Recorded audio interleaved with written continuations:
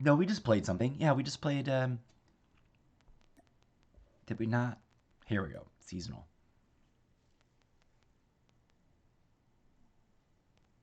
While prone.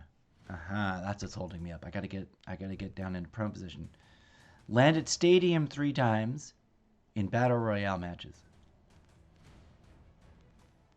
Oh, that we'll do that later. We'll deal with that later. I'm super excited for this operator. In 1, 2, 3, 4, 5 days. Um, just kind of cute, adorable, fan fictionable character with like personality. Here, let me run down my. For those of you who are maybe new and have never seen my show before, here's my collection of loadouts for multiplayer on Call of Duty Mobile and the reasoning behind it.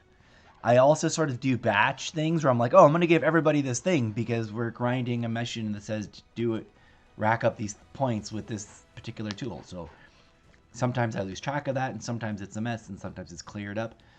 I did recently sort of overhaul it a little bit, but here we are.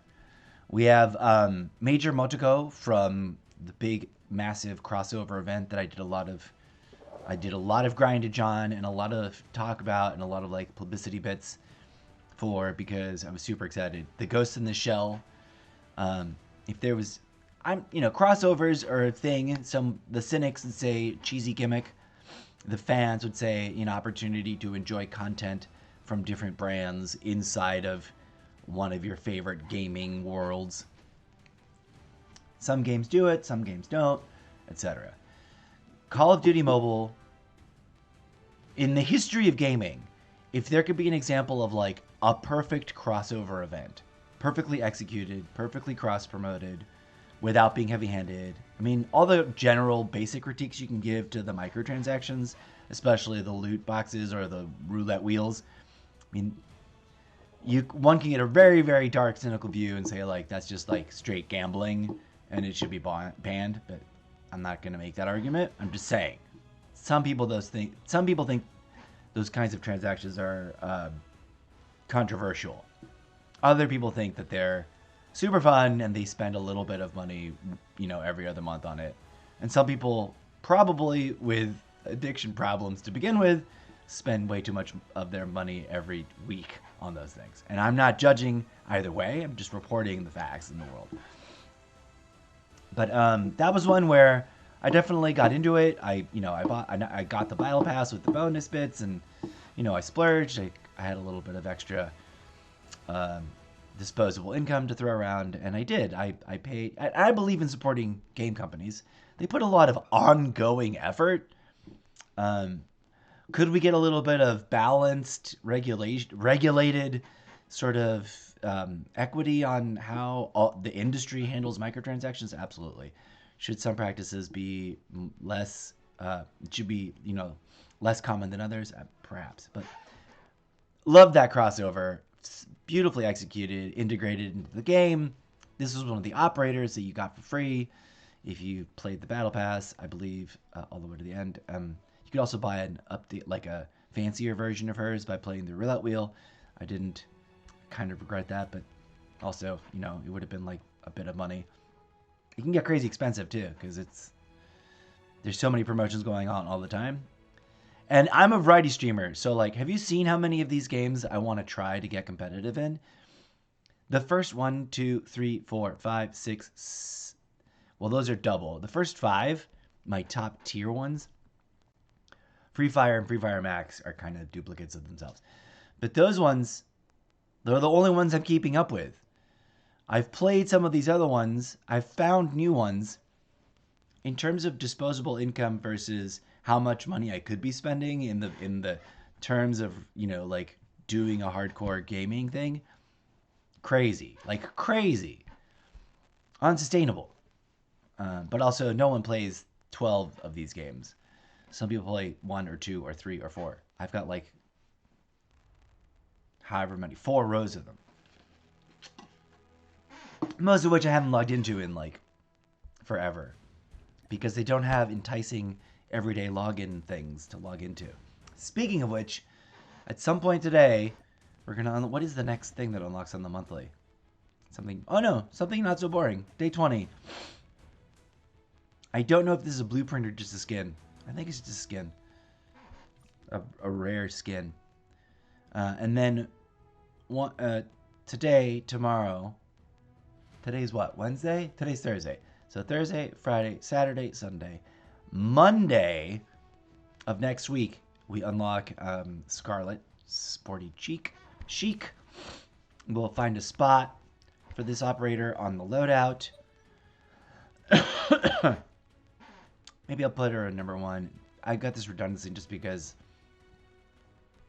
I really wanted to like show off that character, and just because it kind of got baked into the template. So this, oh yeah, I was gonna run through my loadout. Went off rambling about Call of Duty crossover event. That should be noted in gaming history as one of the most perfectly executed crossover events of inter content. And by the way, Activision et al., everyone in the Call of Duty 2.0, if you want to do an Amazeball mega crossover sidebar, it could be co-branded, but you could also go off and create its own uniqueness using your Modern Warfare 2 Warzone 2.0 platform, and then letting it become whatever it becomes with adaptation and innovation. Collaborate with whoever you license the Ghost in the Shell crossover and create a Ghost in the Shell law enforcement robot, sort of like Call of Duty with some of the core elements, but also innovate and bring us new stuff. Huge opportunity. And you got it from me. And if they do it, they got to hire me. Give me a job. I'm going to be like, I'll come up with a good title, like Operational Vision Management Coordinator. Like making sure the vision is of the game and the co-branding. It's Call of Duty it's like Call of Duty as like, young recruits in a future forward. Major Motoko is now, I don't know, whatever age she's supposed to be, because she's a robot, right? She's a human brain inside a completely prosthetic body. She considers herself a human still, but she also questions if she has a ghost in her shell. If she was like in her 40s by the final, like most recent released, whatever it was called, Sustainable War, let's say she's like 120 now. In the future of Ghost in the Shell universe, there's like a Call of Duty sort of training ground for all the new cadets of people that are, lifelong cybernetic adaptees. And this is gonna be fan fiction I'm gonna write, by the way. So whoever's watching this, you can't steal this from me. Patent pending. I'm gonna write the fan fiction of, imagine if this happened and they built the video game, and this is the video game story, and this is what it would be like if you lived the video game story, but also had some, mystery going on around as the player of the video game. So Major Motoko is now in charge of Section 9. The boss still exists as like a sort of ghost of Yoda hologram meta consultant that is still the boss, but she's the boss. You know who the boss is, right? What's his name? I forget the boss's name right now. And then the regular cast and crew of Section 9 is all, back, better and new and improved, including the Tachikomas. I have the wrong operator there, but there they are, Tachikoma. And they're training young recruits by putting them through a Call of Duty virtual simulation, like full immersion training program, where you really, really, really synthetically, artificially, holographically feel as close to, with some margin of safety so that your brain doesn't implode and melt, the real life sort of pain and damage that you cause and feel and whatnot.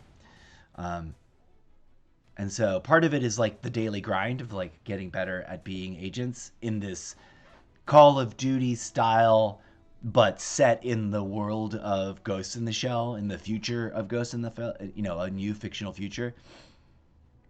And then, we have characters that are immersed in this training program, and we spend time with them in the hyper-realistic simulation, which is very, like, real-world authentic.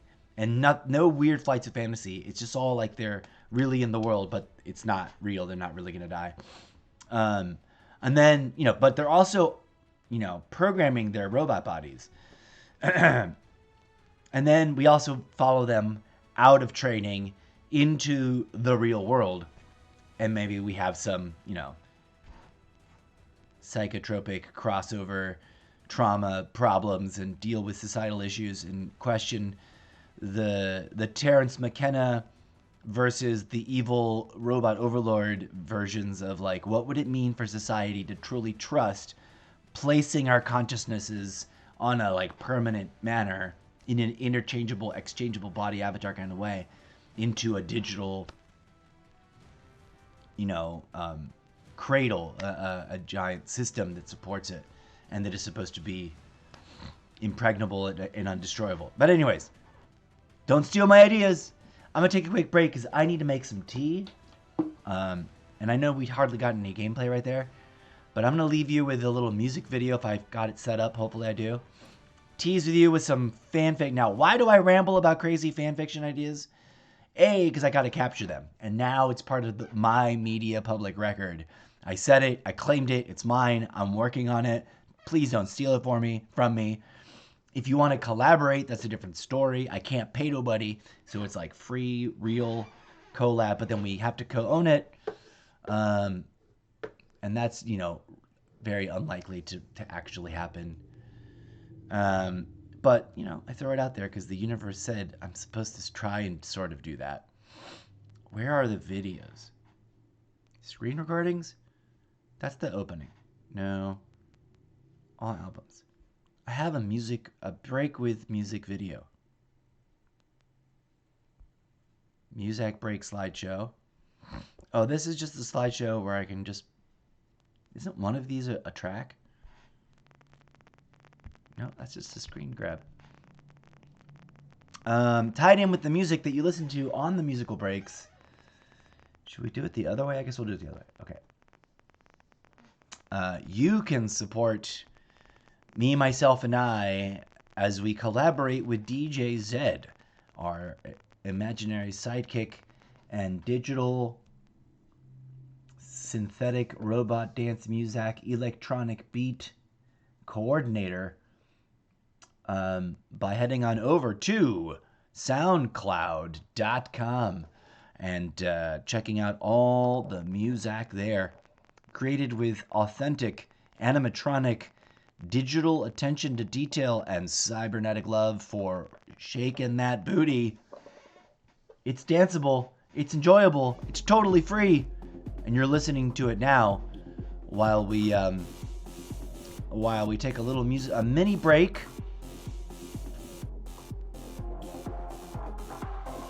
When we come back from that break, we'll jump back into more gameplay and less chat. Thanks for being here. Thanks for your support.